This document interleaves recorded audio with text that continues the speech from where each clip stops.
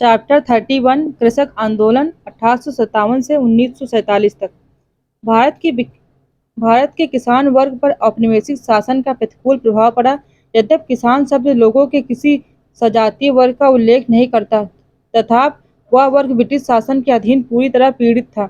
अंग्रेजों की आर्थिक नीतियां शोषणकारी थी। अंग्रेजों द्वारा बनाई गई भू राजस्व नीतियां कृषि व्यवस्था के लिए विनाशकारी सिद्ध हुई। ब्रिटेन की औद्योगिकरण और भारतीय निर्यात को बाधित करने वाली परिणामी नीतियों के साथ स्थानीय हस्तशिल्प समाप्त हो गया और देश में बेरोजगार शिल्पकारों की संख्या बढ़ गई। औपनिवेशिक प्रशासन तथा न्याय व्यवस्था ने भी किसानों के लिए समस्याएं पैदा की, जिनके कारण वे पहले से कहीं अधिक दरिद्र हो गए। भारतीय कृषक लगान की ऊंची दरों, अवैध करों, भेदभावपूर्ण बेदखली एवं जमींदारी क्षेत्रों में बेगार जैसी बुराइयों से त्रस्त थे। रैयतवाड़ी क्षेत्रों में सरकार ने स्वयं किसानों पर भारी कर आरोपित कर दिए। इन विभिन्न कठिनाइयों के बोझ से दबे किसान अपनी जीविका के एकमात्र साधन को बचाने के लिए महाजनों से ऋण लेने हेतु विवश हो जाते थे। ये महाजन उन्हें अत्यंत ऊंची दरों पर ऋण देकर उन्हें ऋण के जाल में फंसा लेते थे। अनेक अवसरों पर तो किसानों को अपनी भूमि एवं पशु भी गिरवी रखने पड़ते थे। कभी-कभी ये साहूकार या महाजन किसानों की गिरवी रखी हुई संपत्ति को भी जब्त कर लेते थे। इन सभी कारणों से कृषक धीरे-धीरे निर्धन लगानदाता तथा मजदूर बनकर रह गए। बहुत से कृषकों ने कृषि कार्य को छोड़ दिया, कृषि भूमि रिक्त पड़ी रहने लगी तथा कृषि उत्पादन कम होने लगा। यदा-कदा किसानों ने अपने अत्याचारों का विरोध भी किया तथा शीघ्र ही वे इस निष्कर्ष पर पहुंचने की उनका मुख्य शत्रु उपनिवेशवादी शासन है। कभी-कभी उत्पीड़न की पराकाष्ठा को जाने पर किसानों ने आपराधिक कार्य भी किए। इन अपराधों में डकैती, लूट एवं हत्याएं जैसी घटनाएं भी शामिल थीं। प्रारंभिक कृषक आंदोलन का सिंहावलोकन। परंपरागत दस्तकारी की बर्बादी, अत्यधिक ऋण और किसानों की दुर्दशा के कारण किसान आंदोलन हुए। हम यहाँ कतिपय महत्वपूर्ण कृषक आंदोलन का अवलोकन करेंगे। नील आंदोलन 1859 से 60। अंग्रेजों के शासनकाल में किसानों का पहला जुझारू एवं संगठित विद्रोह नील विद्रोह था।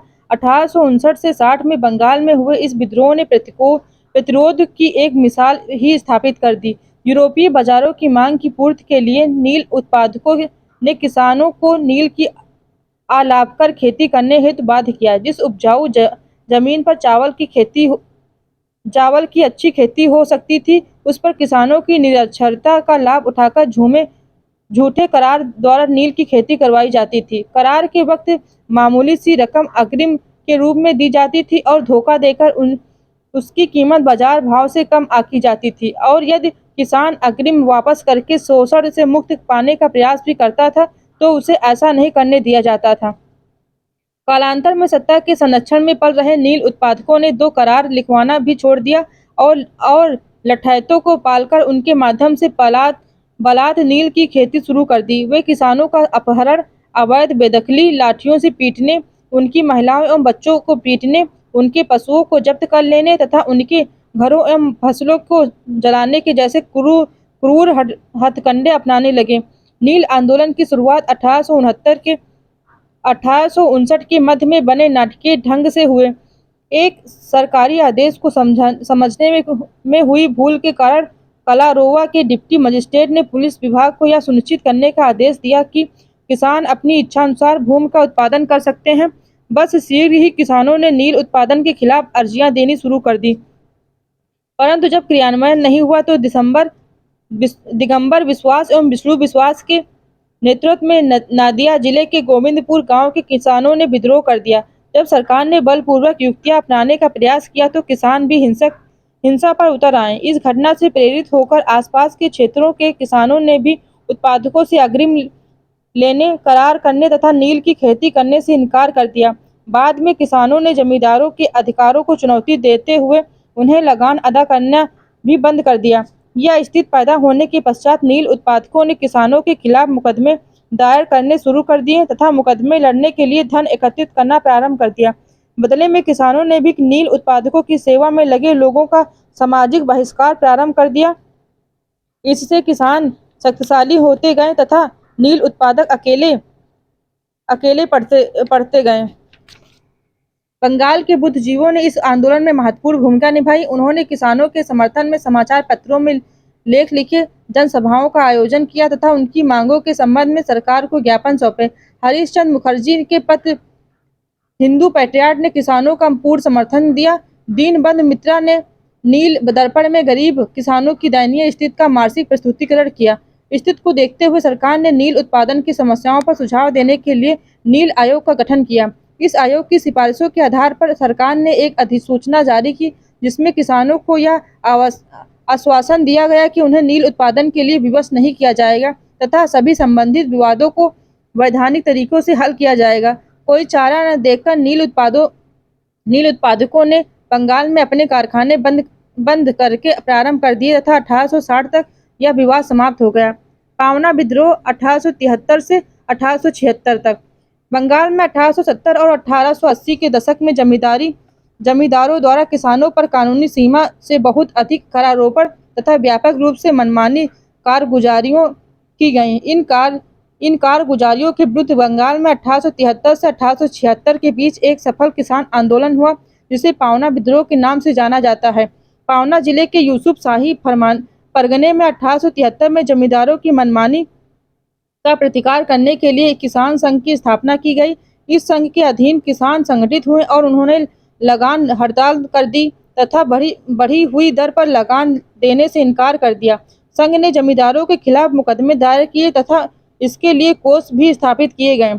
शीघ्र ही इस प्रकार के संघ पावना के अन्य भागों एवं पूर्वी बंगाल के दूसरे जिलों में भी स्थापित हो गए और जमींदारों के खिलाफ तेजी से मुकदमे दायर किए जाने लगे। किसानों की यह लड़ाई मुख्यतः कानूनी मोर्चों पर ही लड़ी गई थी। दरअसल तब तक किसान अपने कानूनी अधिकारों के प्रति काफी जागरूक हो चुके थे और कानूनी लड़ाई लड़ना सीख गए थे। एकता, संगठन और शांतिपूर्ण संघर्ष के द्वारा अधिकारों की बहाली का तरीका उन्हें ज्ञात हो चुका था। इतने बड़े पैमाने पर चले अहिंसक आंदोलन के दौरान नाम मात्र की हिंसक वारदातें हुई। प्रायः जब अदालती फैसलों को लागू करने में बाधा पहुंचाई गई, तभी किसानों ने लाठी आदि का सहारा लिया। यद्यपि कृषक विद्रोह का यह चरण 1885 तक चला, जब तक बंगाल काश्तकारी कानून नहीं बना, तथापि अधिकांश विवाद इससे बहुत पहले ही निपटा लिए गए थे और किसानों को उनकी जमीन वापस मिल चुकी थी। कई विवाद सरकारी दबाव और बीच बचाव से हल कराए गए और कई जमींदारों ने तो स्वयं ही डर के कारण समझौते की पेशकश की। इन जमींदारों को किसानों की संगठित शक्ति से भय लगने लगा था, साथ ही मुकदमों के चक्कर में फंसने में वे अपनी हानि देख रहे थे। जन मामलों की हिंसक वारदातें हुई, वहां सरकार ने जमींदारों का पक्ष लिया और बड़े पैमाने पर किसानों की गिरफ्तारियां की गईं। परंतु जहां आंदोलन शांतिपूर्ण रहा तथा किसानों ने सिर्फ कानूनी मोर्चे पर लड़ाई लड़ी, वहां सरकार ने तटस्थ रुख अपनाया। यह आंदोलन न तो जमींदारी प्रथा के विरुद्ध था और न ही किसी भी स्तर पर यह उपनिवेशवाद विरोधी राजनीति से जुड़ा था। इस आंदोलन में भी बंगाल के बुद्धिजीवियों ने आंदोलनकारियों का भरपूर समर्थन किया। सुरेंद्रनाथ बनर्जी, आनंद मोहन बोस और द्वारकानाथ गांगुली ने इंडियन एसोसिएशन के मंच से आंदोलनकारियों की मांगों का समर्थन किया। बंकिम चंद्र चटर्जी ने भी इस आंदोलन का समर्थन किया। राष्ट्रवादी अखबारों ने भी करों की वृद्धि को अनुचित बताते हुए स्थायी रूप से लगान निर्धारण का सुझाव दिया। इस आंदोलन में भी हिंदू तथा मुसलमानों ने मिलकर संघर्ष किया। यद्यपि अधिकांश किसान मुसलमान थे और अधिकांश जमींदार हिंदू। दक्कन विद्रोह। पश्चिमी भारत के दक्कन क्षेत्र में होने वाली विभिन्न कृषक विद्रोहों का मुख्य कारण रैयतवाड़ी बंदोबस्त के अंतर्गत किसानों पर आरोपित किए गए भारी कर थे। इन क्षेत्रों में भी किसान करों के भारी बोझ से दबे हुए थे तथा साहूकारों के कुचक्र में फंसने को विवश थे। ये महाजन अधिकांशतः बाहरी लोग थे, जिसमें मारवाड़ी या गुजराती प्रमुख थे। 1864 में अमेरिकी गृह युद्ध के समाप्त हो जाने पर कपास की कीमतों में भारी गिरावट आ गई, जिससे महाराष्ट्र के किसान बुरी तरह प्रभावित हुए। 1867 में सरकार द्वारा भू राजस्व की दरों में 50% वृद्धि का निर्णय तथा लगातार फसलों की बर्बादी से कृषकों की समस्याएं चरम स्थिति में पहुंच गईं।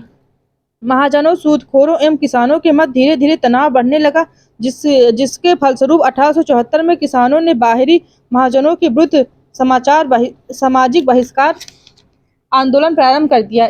इस आंदोलन के तहत किसानों ने महाजनों की दुकानों से खरीदारी करने तथा उनके खेतों में मजदूरी करने से इनकार कर दिया। नाइयों, धोबियों तथा कर्मचारियों ने भी महाजनों की किसी प्रकार की सेवा करने से इनकार कर दिया। किसानों का यह सामाजिक बहिष्कार शीघ्र ही पूना, अहमदाबाद, सोलापुर एवं सतारा के गांवों में भी फैल गया। लेकिन यह सामाजिक बहिष्कार शीघ्र ही कृषि दंगों में परिवर्तित हो गया, जिसके फलस्वरूप किसानों ने महाजनों एवं सूदखोरों के घरों एवं व्यापारिक प्रतिष्ठानों पर हमले किए। उनके ऋण संबंधी कागजात तथा करारनामे लूट लिए गए और सार्वजनिक तौर पर उनमें आग लगा दी गई। सरकार ने आंदोलनकारियों के प्रति दमनकारी नीतियां अपनाई तथा आंदोलन को कुचल दिया। 1879 में दक्कन कृषक राहत अधिनियम बनने के पश्चात आंदोलन पूर्णतः समाप्त हो गया। इस आंदोलन के समय भी महाराष्ट्र के आधुनिक विचारों से प्रभावित बुद्धिजीवी वर्ग ने सराहनीय भूमिका निभाई तथा तर्कपूर्ण ढंग से किसानों की मांग को सरकार के सम्मुख रखा।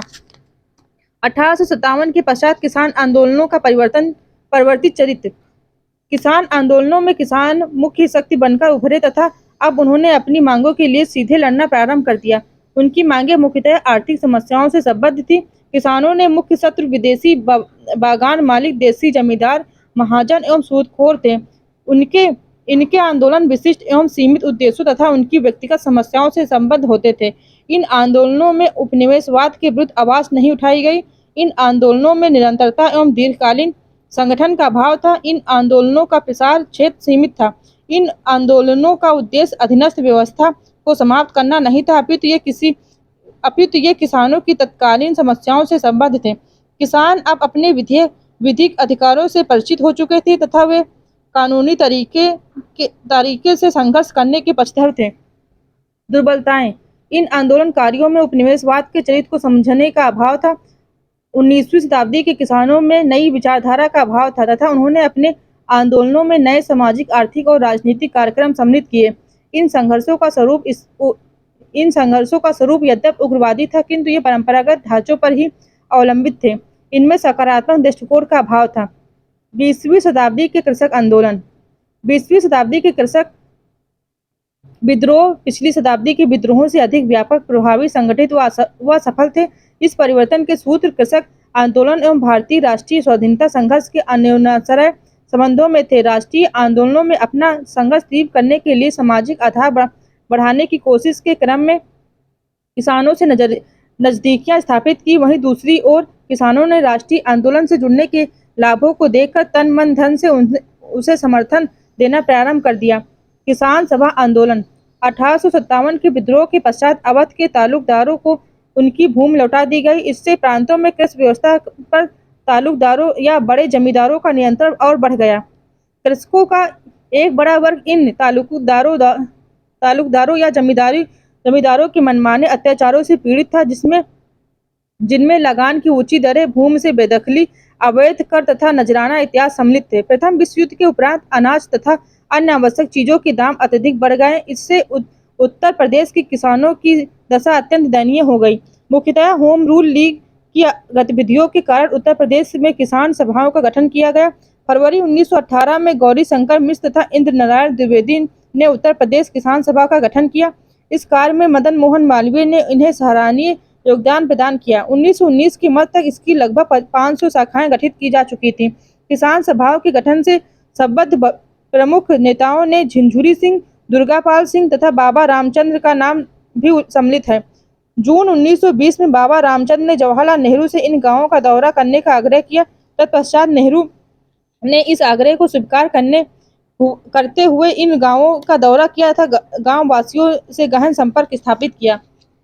राष्ट्रवादी नेताओं में मतभेद के कारण अक्टूबर 1920 में अवध किसान सभा का गठन किया गया। अवध किसान सभा ने किसानों से बेदखल जमीन न जोतने और बेगार न करने की अपील की। सभा ने किसानों से इन नियमों का पालन न करने वाले किसानों का सामाजिक बहिष्कार करने तथा अपने विवादों का पंचायत के माध्यम से हल करने का आग्रह किया।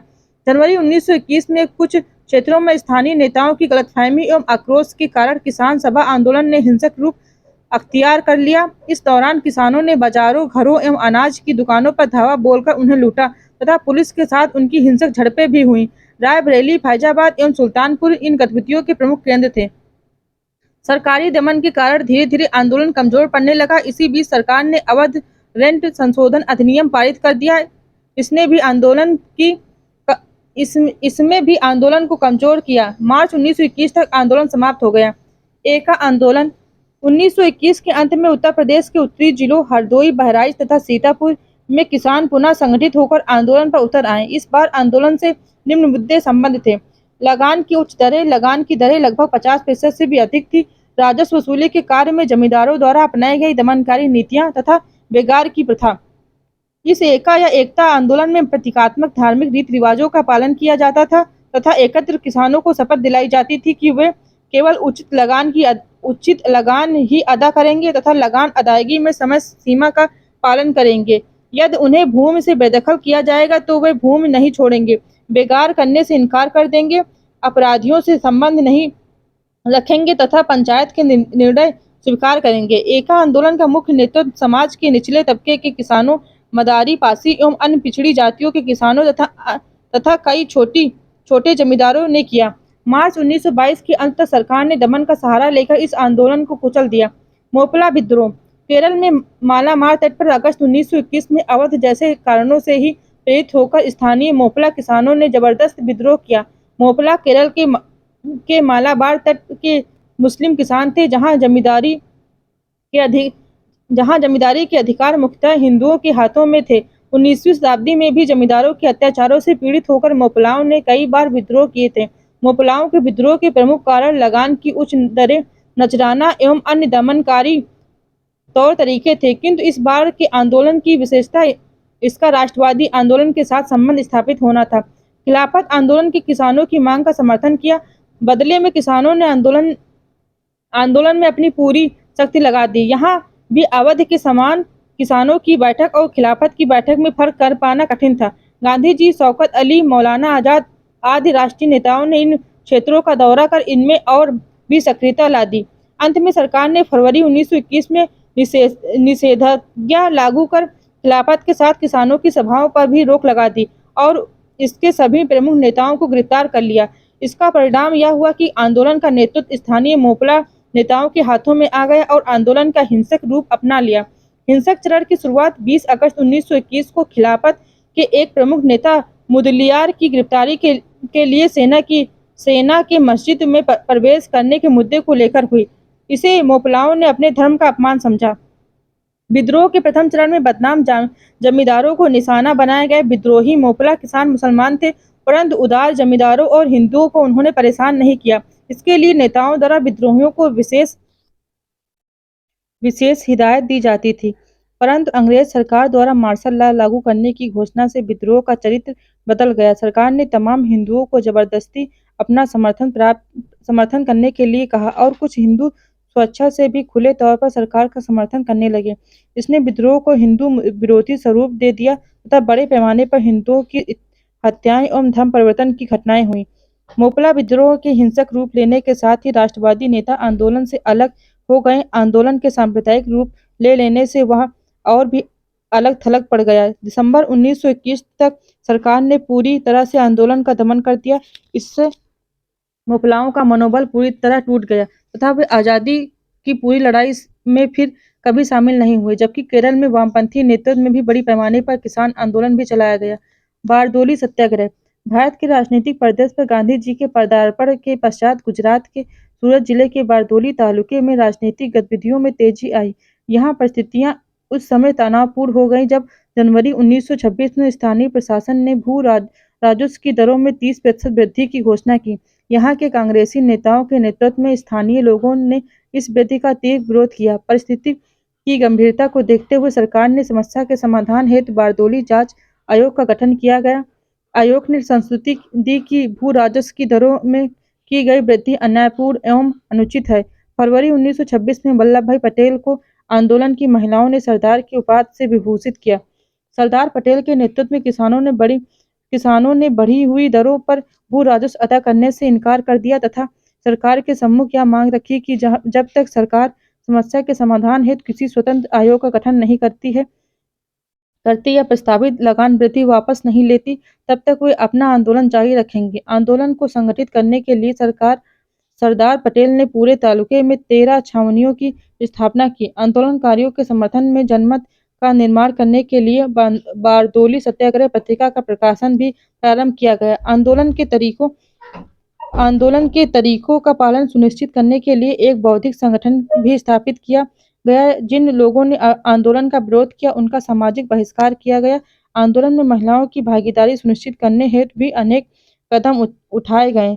के.एम. मुंशी तथा लालजी नारंगी ने आंदोलन के समर्थन में बॉम्बे विधान परिषद की सदस्यता से त्यागपत्र दे दिया। अगस्त 1928 तक पूरे क्षेत्र में आंदोलन पूर्ण रूप से सक्रिय हो चुका था।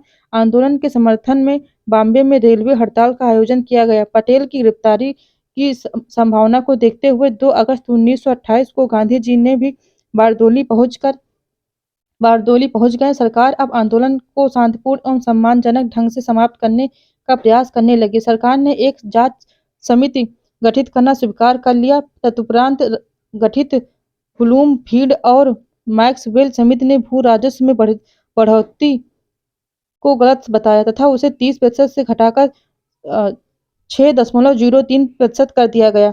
इस प्रकार बारदोली सत्याग्रह की सफल ऐतिहासिक परिणति हुई। 1930 से 1940 के दशक के किसान आंदोलन।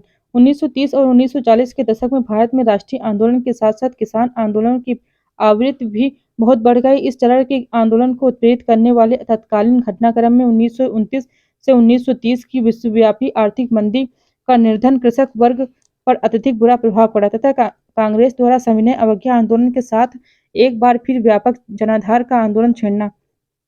इस आंदोलन सविनय अवज्ञा आंदोलन ने देश के बहुत बड़े हिस्से में टैक्स और लगान न देने के अभियान का रूप ले लिया।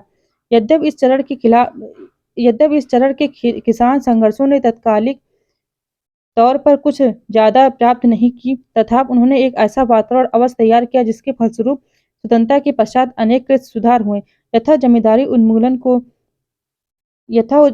उन्मूलन की जो मांग इस दौर में उठी वह स्वतंत्रता के पश्चात कार्यान्वित हुई। इसी प्रकार त्रावणकोर राज्य के भारत में विलय के लिए पुन्नंगा वायलार के आंदोलन में ऐतिहासिक भूमिका निभाई। इस चरण में किसानों की जो तत्कालीन मांगे थी उनमें करों में कटौती, सामंतों की गैर कानूनी वसूलियां और बेगार की समाप्ति, जमींदारों के अत्याचारों से मुक्ति, ऋण बोझ में कमी, गैर कानूनी तरीकों से ली गई भूमि की वापसी तथा किसानों की सुरक्षा आदि प्रमुख थे। खेतिहर मजदूरों की मांगे आंध्र प्रदेश और गुजरात के अतिरिक्त अन्य प्रदेशों के किसान आंदोलनों में गौड़ हो रही। वास्तव में ये आंदोलन कृषि ढांचे में आमूल चूल परिवर्तन के लिए नहीं हुए, बल्कि उनका उद्देश्य इस व्यवस्था के कुछ अत्यंत पीड़ादायक पहलुओं का अंत करना था। इस काल में किसान आंदोलनों के अभ्युदय के कुछ महत्वपूर्ण कारण थे।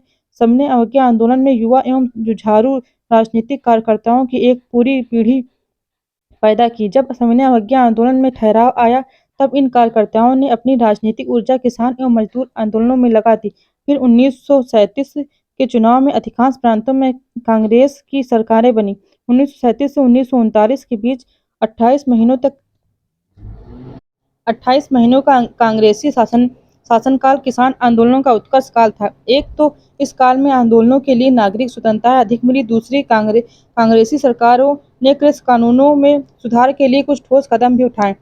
कीर्त आंदोलन भाई संतोख सिंह गदर पार्टी के एक नेता जिन्होंने ग्राम प्रचार की सोवियत पद्धतियों का ज्ञान प्राप्त करने हेतु कुछ समय रूस में व्यतीत किया, द्वारा शुरू किया गया था। भाई संतोख सिंह ने युद्ध के एक जनसमूह को तैयार करने हेतु गुप्त योजनाएं बनाई।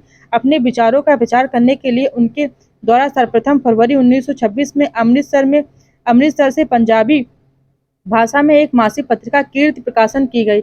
इस पत्रिका का उद्देश्य अप्रैल 1928 में सोहन सिंह जोश द्वारा स्थापित कीर्ति किसान सभा के विचारों को प्रस्तुत करना था। कीर्ति किसान सभा कीर्ति श्रमिक तथा किसानों की एक सभा या पार्टी थी, जिसका उद्देश्य क्रांतिकारी गतिविधियों के लिए किसानों, औद्योगिक श्रमिकों और निम्न वेतन प्राप्त करने वाले अन्य शहरी मजदूरों को संगठित करना था। इस सभा को काफी हद तक गदर पार्टी द्वारा वित्त प्रदान किया जाता था। 1928 में लायदपुर में हुए सभा के सम्मेलन में कई प्रस्तावों को स्वीकार किया गया, जिनमें से एक लक्ष्य के रूप में देश के लिए पूर्ण स्वतंत्रता प्राप्त करना और नेहरू समिति की सिफारिशों जिनमें भारत को डोमिनियन स्टेट देने की बात कही गई थी का बहिष्कार करना था। कीर्ति किसान सभा वामपंथी विचारों वास्तव में मार्क्सवादी विचारों की एक प्रचारक थी। उन्होंने उन्होंने पंजाब के लोगों की स्वतंत्रता के प्रति जागृत किया और इसका प्रभाव 1928 में लाहौर में पहुंचे साइमन कमीशन के विरुद्ध प्रदर्शन में भाग लेने वाले श्रमिकों और किसानों में दिखाई दिया। कीर्त किसान सभा को पंजाब में सर्वप्रथम कम्युनिस्ट संगठनों में से एक होने का श्रेय प्राप्त है। 1929 में जोश को मेरठ षड्यंत्र मामले में दोषी करार किया गया। 1934 में आपराधिक कानून संशोधन अधिनियम 1908 के तहत कीर्त किसान सभा को गैर कानूनी घोषित कर दिया गया। अखिल भारतीय किसान कांग्रेस सभा, इस सभा की स्थापना अप्रैल 1936 में लखनऊ में की गई। स्वामी सहजानंद सरस्वती इस सभा के अध्यक्ष तथा एन.जी. रंगा सचिव चुने गए। इस सभा ने किसान घोषणा पत्र जारी किया था। इंदु लाल याज्ञिक के निर्देशन में एक पत्र का प्रकाशन भी प्रारंभ किया। 1936 में अखिल भारतीय किसान सभा का सम्मेलन फैजपुर में आयोजित किया गया। 1937 में प्रांतीय चुनावों हेतु जारी किए गए कांग्रेसी घोषणा पत्र के अनेक प्रावधान अखिल भारतीय किसान सभा के एजेंडे से प्रभावित थे। कांग्रेस शासन के अधीन 1937 से 1939 के मध्य किसान आंदोलनों की आवृत्ति बहुत बढ़ गई। कांग्रेसी सरकारों के सहयोगात्मक रवैये के कारण किसानों के तेजी से अपनी मांगे उठानी प्रारंभ कर दी। इस अवधि में जनसभाएं, प्रदर्शन, धरने आदि आयोजित किए गए तथा गांवों में भी किसान आंदोलनों का प्रसार किया गया। प्रांतों में किसानों की गतिविधियां। केरल के मालाबार क्षेत्र में वामपंथियों के नेतृत्व में कृषक संगमों में संगठित होकर किसानों ने सामंती वसूलियों, अग्रिम लगान वसूली तथा बेदखली इत्यादि के विरुद्ध जबरदस्त अभियान छेड़ा। उनका एक तरीका अत्यंत लोकप्रिय और प्रभावी सिद्ध हुआ, जिनमें वे जत्थे बनाकर जमींदारों के घर जाते थे और उनके सामने अपनी मांगे रखकर तत्काल समाधान प्राप्त करते थे। 1938 में किसानों ने मालाबार टेनेंसी एक्ट 1929 में संशोधन के लिए एक महत्वपूर्ण आंदोलन चलाया। आंध्र प्रदेश, यहाँ 1937 के चुनावों में जमींदारों तथा उनके समर्थन उम्मीदवारों की पराजय के कारण किसानों का मनोबल बहुत बढ़ा तथा उन्होंने जमींदारों के विशेषाधिकारों और जातियों के विरुद्ध विद्रोह प्रारंभ कर दिया। ऋण में राहत की मांग भी इस आंदोलन में महत्वपूर्ण थी। इस समय प्रदेश में कई कृषक संगठन सक्रिय थे। 1933 में एन.जी. रंगा ने भारतीय कृषक संस्थान की स्थापना की। आंध्र प्रदेश के किसान आंदोलनों की एक उल्लेखनीय विशेषता यह थी कि किसान कार्यक्रमों को अर्थशास्त्र एवं राजनीति शास्त्र में प्रशिक्षित करने के लिए प्रसिद्ध वामपंथी नेता ग्रीष्मकालीन स्कूलों में व्याख्यान देने आते थे, जिनकी व्यवस्था किसानों द्वारा दिए गए चंदे से होती थी। इन नेताओं में पी.सी. जोशी, अजय घोष एवं आर.डी. भारद्वाज प्रमुख थे। बिहार, यहाँ सहजानंद सरस्वती, कार्यानंद शर्मा, यदुनंदन शर्मा, राहुल संस्कृतान, पंचानन शर्मा एवं पंडित यमुना कागजी इत्यादि नेताओं ने किसान आंदोलनों को योग्य नेतृत्व प्रदान किया। 1935 में प्रांतीय किसान सभा ने जमींदारों के उन्मूलन का प्रस्ताव पारित किया। बर्खास्त जमीन की वापसी के लिए जब उन्होंने आंदोलन तेज किया तब कांग्रेस सरकार से इस आंदोलन के मतभेद भी हो गए, क्योंकि वह उस दौर में जमींदारों को नाराज कर राष्ट्रीय आंदोलन में बाधाएं खड़ी नहीं करना चाहती थी। आंदोलन का मुख्य स्वरूप था सत्याग्रह तथा जबरदस्त बुआई एवं फसल कटाई। इस दौरान किसानों के जमींदारों के साथ बड़े पैमाने पर संघर्ष भी हुए। 1939 में कुछ सुविधाएं मिल जाने के कारण तथा कार्यकर्ताओं की गिरफ्तारी के कारण यह आंदोलन कुछ समय के लिए स्थगित हो गया। 1945 में यह पुनः प्रारंभ हुआ और स्वाधीनता के बाद भी तब तक चलता रहा जब तक जमींदारी प्रथा समाप्त नहीं हो गई। पंजाब में हुए प्रारंभिक किसान आंदोलनों में पंजाब नौजवान भारत सभा, कीर्त किसान सभा, कांग्रेस एवं अकाली दल की मुख्य भूमिका थी।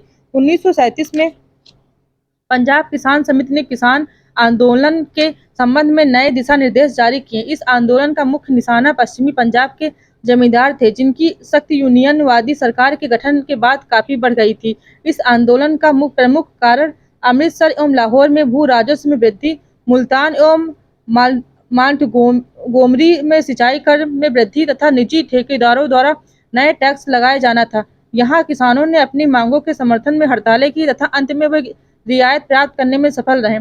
पंजाब में किसानों की गतिविधियों के मुख्य केंद्र थे जालंधर, अमृतसर, होशियारपुर, लायलपुरा एवं शेखुपुरा। पश्चिमी पंजाब के मुस्लिम किसान तथा दक्षिण पूर्वी पंजाब के हिंदू किसान इन आंदोलनों के प्रभाव से सामान्यतः अछूते ही रहे। इन प्रांतों के अतिरिक्त बंगाल, उड़ीसा, असम, पश्चिमोत्तर सीमांत प्रांत प्रांत राज्यों और त्रावणकोर एवं हैदराबाद जैसी देशी रियासतों में भी इस चरण में प्रभावी कृषक आंदोलन हुए। द्वितीय विश्व युद्ध के दौरान किसान आंदोलन। द्वितीय विश्व युद्ध के दौरान वामपंथियों की विपरीत धारा की राजनीति के कारण कृषक आंदोलन में कुछ ठहराव सा आ गया। भारत छोड़ो आंदोलन के दौरान किसान सभा के साम्यवादियों और गैर साम्यवादियों के बीच मतभेद बहुत गहरे हो गए। इसके परिणाम स्वरूप कई प्रमुख नेता यथा सहजानंद, इंदुलाल याज्ञिक तथा एन.जी. रंगा सभा से अलग हो गए और 1943 में किसान सभा में विभाजन हो गया। द्वितीय विश्व युद्ध के पश्चात तेभागा आंदोलन। यह आंदोलन बंगाल के सबसे प्रमुख कृषक आंदोलनों में से एक था। 1940 के लगान आयोग द्वारा की गई सिफारिश के अनुसार इस आंदोलन में मांग की गई कि फसल का 2/3 हिस्सा वर्गदारों किसानों को दिया जाए। यह आंदोलन बटाईदारों द्वारा जोतदारों के विरुद्ध चलाया गया था। इस आंदोलन में सबसे प्रमुख भूमिका बंगाल किसान सभा की थी। इस सभा के नेतृत्व में सभाओं एवं प्रदर्शनों का आयोजन किया गया था। तिभागा चाय हमें 2/3 भाग चाहिए एवं इंकलाब जिंदाबाद जैसे नारे लगाए गए। शीघ्र ही तेभागा आंदोलन जलपाईगुड़ी, मिदनापुर एवं रंगपुर जिलों में भी फैल गया। इस आंदोलन में सभी स्थानों पर बटाईदारों ने एक जैसी पद्धति अपनाई। वे लाठी लेकर प्रदर्शन करते एवं नारे लगाते थे तथा उपज को जोतदार के घर ले जाने की बजाय अपने घर ले जाते थे। वर्गदारों ने आंदोलनकारी किसानों को भरपूर समर्थन दिया। बंगाल की कम्युनिस्ट पार्टी के सदस्यों मुजफ्फर अहमद, सुनील सेन तथा मोनी सिंह ने इस आंदोलन में मुख्य भूमिका निभाई। इस आंदोलन में कई स्थानों पर महिलाओं ने न केवल सक्रियता से भाग लिया अपितु कुछ ने तो आंदोलन का नेतृत्व भी किया। काकद्वीप में उन्होंने आंदोलनकारियों के साथ मिलकर सभाओं एवं प्रदर्शनों में भाग लिया। बंगीर प्रादेशिक किसान सभा के नेतृत्व में चलाए गए इस आंदोलन के मुख्य केंद्र थे संदेश खाली, हरोवा, काकद्वीप, बंगर, सोनारपुर, कासनौग और 24 परगना जिले का सुंदरबन क्षेत्र। इसके अतिरिक्त उत्तरी बंगाल के कई क्षेत्रों में भी जोरदार ढंग से आंदोलन चलाया गया। इन स्थानों में किसानों ने तिभागा का नारा बुलंद करते हुए जमींदारों एवं साहूकारों के विरुद्ध विद्रोह कर दिया। आंदोलनकारियों की पुलिस के साथ कई स्थानों पर हिंसक झड़पें भी हुई। स्वाधीनता के पश्चात भी यह आंदोलन उस समय तक जारी रहा जब तक 1949 में बरगदार अधिनियम नहीं बन गया।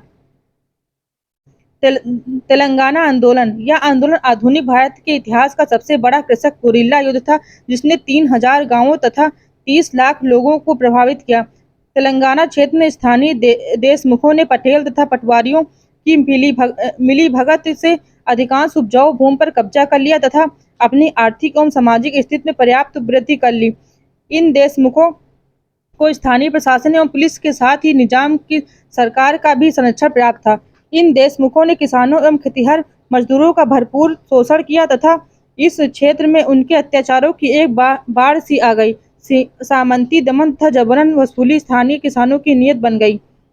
अपने प्रति किए जा रहे अत्याचारों से तंग आकर किसानों एवं खेतिहर मजदूरों ने शासकों के विरुद्ध आंदोलन छेड़ दिया। कुछ समय पश्चात स्थानीय कम्युनिस्ट, मझोले कृषक तथा कांग्रेस संगठन भी इस अभियान में शामिल हो गए। इस आंदोलन में विद्रोहियों ने शोषकों के विरुद्ध गोरिल्ला आक्रमण की नीति अपनाई। युद्ध के दौरान कम्युनिस्ट नेतृत्व ने अपने गोरिल्ला छापामारों ने आंध्र महासभा के सहयोग से पूरे तेलंगाना क्षेत्र के गांवों में अपनी अच्छी पैठ बना ली।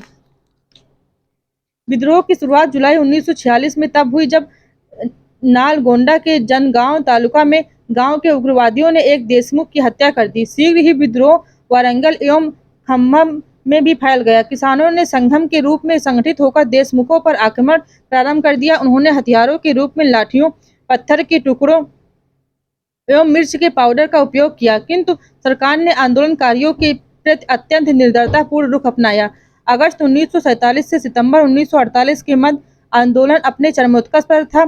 हैदराबाद विलय के संदर्भ में भारतीय सेना ने जब हैदराबाद को विजित कर लिया तो यह आंदोलन अपने आप समाप्त हो गया। तेलंगाना आंदोलन की कई महत्वपूर्ण उपलब्धियां थी जो निम्नानुसार हैं। गुरिल्ला छापामारों ने गांवों पर नियंत्रण स्थापित कर लिया तथा